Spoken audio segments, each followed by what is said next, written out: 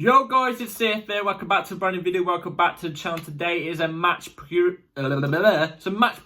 for Chelsea versus Bournemouth. A very, very tough game. It's going to be a good game tomorrow. I've already got this vibe that it's going to be a very exciting, good back and forth game tomorrow. No sitting back and defending. So this is the match preview for this video. So before we do get into the video, please like, subscribe, hit the bell notification so you know every time I upload a video. Also, first link in the description to my streaming channel, my second channel. Go and check those out. It'd be very much appreciated. And without further ado, let's jump straight into the goods. Because it's Premier League match day. It is Premier League match day 21. We're more than halfway through the season now. We're just about halfway through the season. You know what I mean? Only just about past the halfway point of the season. Already, by the way, I've got to say this real quick. Already 20 games in the Premier League already. It's crazy. It's gone by really, really quick. And I thought 2024 went by really, really slow in general. But it's gone by really quick in terms of the Football League, Premier League and everything. And tomorrow we kick off against Bournemouth. Bournemouth are the team we'll be playing tomorrow. Bournemouth are the team that are in our way of us getting our first 2025 victory. As it's only just the start of 2025, we're still in January, but you know what I'm trying to say. Bournemouth are the team that are in front of us. Bournemouth are the team that are going to come to the bridge to try and beat us. And it's going to be a tough game. Bournemouth are a good side. And we kind of felt a taste of that in the first game of the season we played against Bournemouth. You know what I'm trying to say? It wasn't the first game of the season, but it was near the first game of the season. It was about the third or fourth game of the season we played Bournemouth at their ground. And we just about scraped a victory against them, 1-0. Bournemouth were probably the better team in that game, I'm not going to lie. But we just about got a 1-0 result. I remember coming away from that game thinking, oh God, that was not a good result. You know, and thinking we've got away with one here, and Bournemouth probably deserved to get something out of that game. But now you look back on that result, and this is why hindsight's a great thing to look at, because you now look back on that result and you think to yourself, that is a brilliant result we got there. That Nkunku goal we got was a brilliant result. And you know, it's the reason why I'm looking at it in that sense now is because Bournemouth have gone on to have a really, really good season under Iriola, I think his name is Iriola, very, very young Spanish manager that they've got. Has got them playing really good progressive football. Now, if I go onto the Premier League table, Bournemouth are competing for European spots right now. They're lying in 7th. Nobody thought Bournemouth, even at this stage of the season, would be in this position. So I've got to give props to Bournemouth. I've never had anything against Bournemouth. I think they're a good team. They're playing really good football. They're on 33 points in 20 games. They are only 1 point off Manchester City and 2 points off Newcastle, who are in 5th. They're only, oh my God, I didn't even realise, they're only 3 points off us. So if they beat us tomorrow, we are on the exact same points as Bournemouth, potentially going into 7th. So this is another reason why it's a big game. I didn't even realise that. But you know, they're doing really well. They've only lost 5 times this season.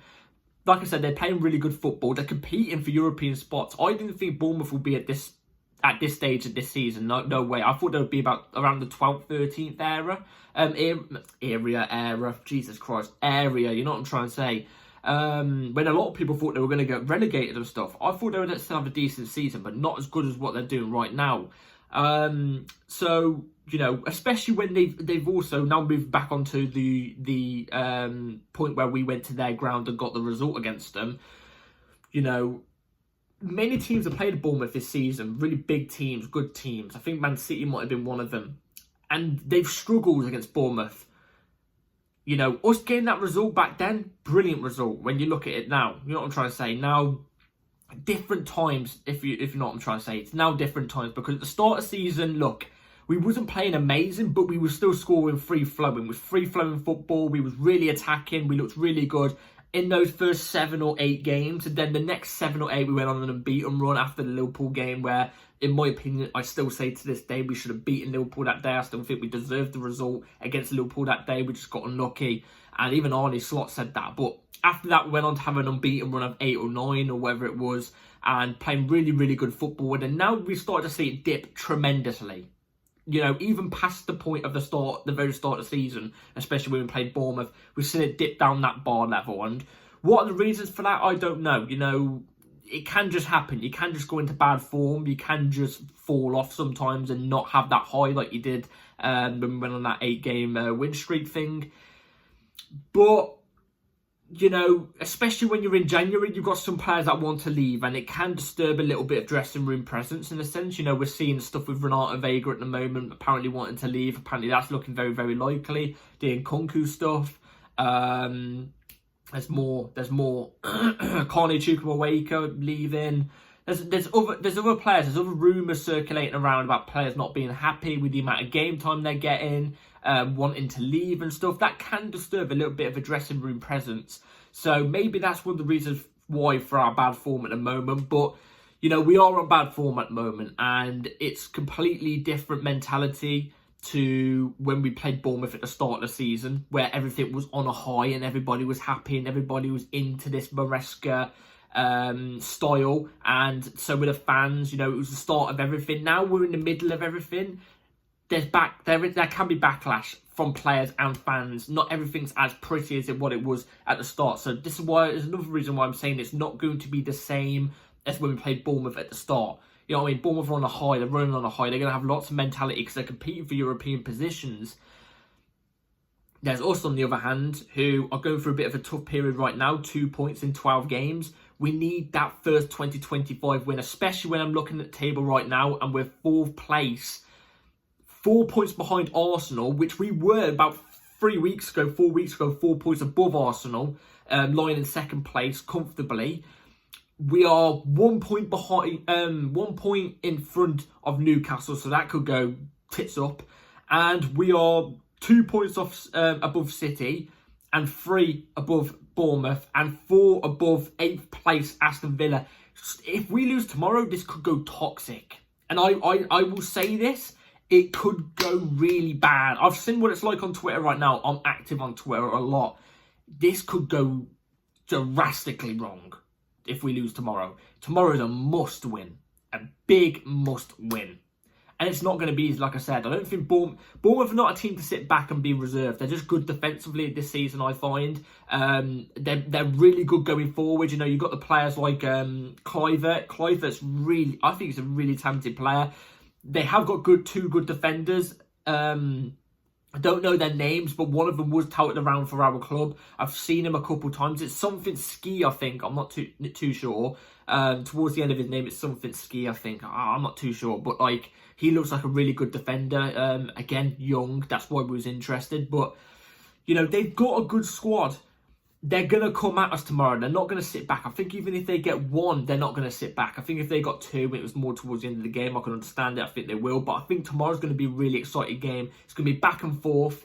And ideally, if it is back and forth and they're not defending a lead or just in general not sitting back and putting 11 behind the ball like we see a lot of teams do against us, that can usually go into our favour. We usually tend to do well in that sense. We see it against the big teams like a Liverpool, a Man City, an Arsenal. We tend to get a better performance, whether that's we get the result or not.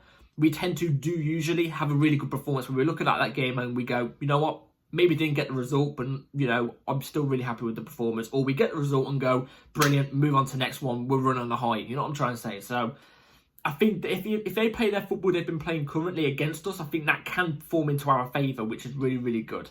Anyway, before we move on to the lineup I would like to see tomorrow, I will say this. The injury news is the usuals are out. So Wesley Fofana is still out injured. Badiashile out injured.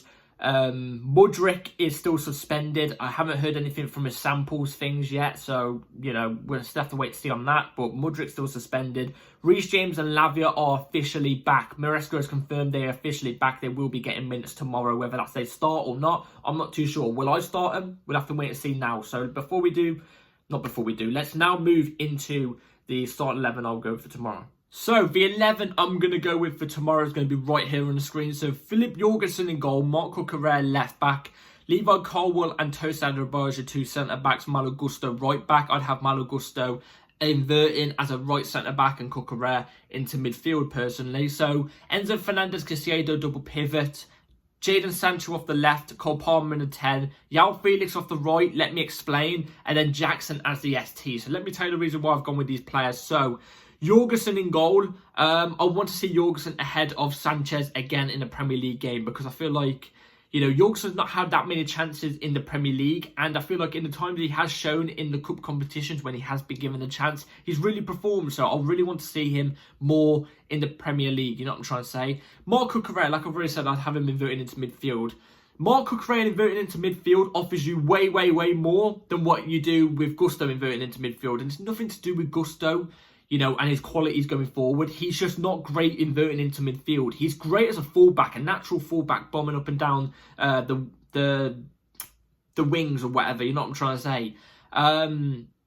He's brilliant at that, but that's not what Maresca's asked him to do. He's asking him to play as an extra man in midfield, and I don't think Gusto offers that great. Cucurella also defensively, when we're not in possession, he can usually recover and form that back four just in time before any team gets a break or whatever. When it comes to defending, he gets back quicker than what Gusto does. So Cucurella inverting into midfield, please, because we've been seeing in the last couple of games that he's not been inverting into midfield. He's just been a natural fullback. I think that when that's happened, we've not looked as balanced and good as what we have done when he has inverted into midfield. So I'll be having him inverted into midfield. Gusto, right centre back. He's played this right centre back inverted thing twice, and the 2 times he's done it, I think he's done really, really well at it. Now, before we even did him inverting into right centre back in the first place, Gusto, I was worried when people were saying, oh, I inverted him into a right centre-back and stuff. I was worried because I don't think he has the build to do a right centre-back role. But I've noticed his interceptions and his timing of tackling is really, really good. You know what I'm trying to say? And I feel like you don't exactly need the height or the strength if you've got that. You know what I mean? If you've got that on point. And I feel like against Bournemouth, I think he should be able to do that. Admittedly, how good Bournemouth have been this season and not the usual Bournemouth. But I still think Gusto can operate at that level as a right centre-back. So I'd be doing that. Levi Colwill, Tosin Adebayo as your 2 centre-backs. I'm fully aware. I'm guessing some people are going to be saying, where's Josh Achiampong? Where's Josh Achiampong? I would like to see him get minutes maybe off the bench if we're winning.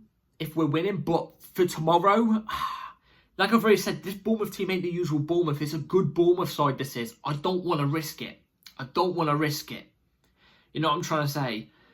Crystal Palace are nowhere near as good as Bournemouth this season. So, you know, don't come at me with the Crystal Palace, you know, performance, whatever, even though I think he did absolutely superb. I think he was one of our better players. If you don't believe me, go and check my match review out for that game when I did my player ratings at the end of the video. But I think for security, I'm going with Levi Colwill, Tosin Adebayo. Tosin as well had a really, really good cup game about 2-3 days ago. So that's really positive. And Levi Colwill obviously has to be in anyway. So I would go with that double 2 in the centre-backs. Double pivot, Enzo and Caicedo. Again, like you're basically seeing right now, Lavia and Reece James aren't in my starting 11. I wouldn't risk them at the start of the game, but off the bench, 100% bring on. I'll just ease them back into things, ready for the harder run of fixtures. You know what I'm trying to say? So Enzo, Caicedo, they should be fine in the pivot, should be fine. They've had about a week and a half break now, you know what I mean? Maresca was coming out with this thing about players being tired. Pretty much majority of this team, like your Enzo's, Caicedo's, Palmer's, Sancho, Jackson, Colwill, Gusto, Cucurella, they don't have that excuse now of, oh, you know, we're playing pretty much every 3 or 4 days, we're tired. No, you've had a week and a half break. You should be completely fine now. You know what I'm trying to say? So them 2 in the pivot, 100%. I don't think they get tired really that much anyway, but they should be able to operate at the high level like they usually do. I'm not really worried about those 2. Jadon Sancho off the left. Now, whatever way you want to do this, Sancho off the left or Sancho off the right, he can do left or right. Same with Felix, left or right. I'd be having Sancho, you know, on either wing. You know what I'm trying to say? Either wing. I've just put him off the left because I just have. You know what I'm trying to say? Sancho, you know, he's been great in a Chelsea shirt so far this season. He's had probably about 2 or 3, you know, not so great games. But I think he's been great overall. I think he operates better off the left than he does off the right as well, to be fair. When we saw him come off the bench against Morecambe 2 or 3 days ago for about 15-20 minutes off on the right because he was on the right, I don't think he operated as good and he didn't look as comfortable as he does on the left. But we do know he can do both sides, so I would have him off the left though, personally. Felix off the right again. I've chose Felix today because I feel like Neto really, really poor against Morecambe. And I think in his last Premier League game, he wasn't, you know, I don't think he was bad, but I just think, you know, not quite his standard. And Madueke is vice versa with Madueke. I don't think he's done enough to get into that starting 11 yet. I tried Felix, you know, because look, as much as I criticise Felix a lot, and I know a lot of us do, you know, about his signing, there's two things you can't deny about Felix. There's one, he can skip past 2 or 3 players and set up a chance. He has that skill, he has that ability. It's just sometimes when he skips past 2 or 3 players, which he can 100% do, he does that, we see it all the time. It's either sometimes it's a misplaced pass, the pass is too hard, or, you know, it's very, very few times it actually works out. But when it does work out, it's brilliant. You know what I'm trying to say? But the other thing we can't deny about his quality is the fact that he is 100% working. His work ethic is brilliant. He does work hard for the team. You can't deny that. You know what I mean? Compared to an Kunku, for example, who just strolls around. You know what I'm trying to say? So I give Felix off the right tomorrow. Let's see what he can do. See what he can do. Give him a start. Who knows? He might pop out with two or 3 goals tomorrow, or 4 or 5. You never know. And we might all be looking at the screen going, okay, you know, maybe something could be cooking here. Palmer off the 10. Obviously, I'm not even going to say much about that. And then Jackson's the ST. Jackson's got to do something tomorrow. I said this in the last Prem game. I said he's got to do something. He didn't do anything. In fact, he put up a bad performance. Tomorrow, I've got to see a good performance. Otherwise, it's very concerning in a sense. And this is coming from a big person who backs Jackson. I've been backing Jackson since he started at Chelsea. I really like him. I like how he can drop back. He can dribble past 2 or 3 players. I love the way he plays the game. But as a natural striker, he's still very, very, very raw. You know what I mean? Striking the ball, very raw. His time in the run's brilliant. His box dominating, you know what I'm trying to say? Not quite there. His strength needs to get better at. I need to see more of that tomorrow. I need to see more strength. More of him dominating a box, not being scared to put an arm out or, you know, get inside of a defender's head or something. You know what I'm trying to say? So that's the lineup I go with for tomorrow. Let me know in the comments down below what you would go with. So, score predictions tomorrow. Chelsea versus Bournemouth. Like I said, I think it's going to be an entertaining game. I really do think it's going to be an entertaining game. The thing is, I'm stuck in this head now where, do you remember last season where we wasn't good and we was very unpredictable? I'd come into these predictions and be there like thinking of a prediction at the top of my head and thinking, oh, you know, this game we could lose, draw or win this, but it could be more of a draw or a loss, especially against these type of teams that are good, doing well at the moment, you know, compared to us. You know, but I am going to go with a Chelsea win, and that's not Chelsea bias. I generally do think we're going to be pushing for a win tomorrow. It's got to come at some point. I do think the team, especially if the team we go with, well, I went with, lines up tomorrow. I think we could be pushing for a good win tomorrow. I think, like I've already said, this type of game does suit us in a sense. So I'm going to go with Chelsea 2, Chelsea 3, Bournemouth 1. I don't know. We will concede. That's a given. I think that is definitely a given. If there's any ex-Chelsea players in their team, they're going to score. But I think we are going to pull through and get a win tomorrow, and I think it will be a good performance as well. So anyway, that's my lineup that's my predictions for tomorrow. I hope Jackson needs to get on the score sheet tomorrow. He has to. Do I think he will? I don't know, but I have a feeling Sancho will get on a score sheet for some reason. So anyway, that's my prediction for tomorrow. Let me know in the comments down below are yours. Please hit the bell notification so you're notified for when I upload my match review after the game tomorrow, an hour after the game. So be ready for that. Like, subscribe, everybody. Take care and have a good rest of your day and night. Take care. Let's get this, Charles. Come on. Peace.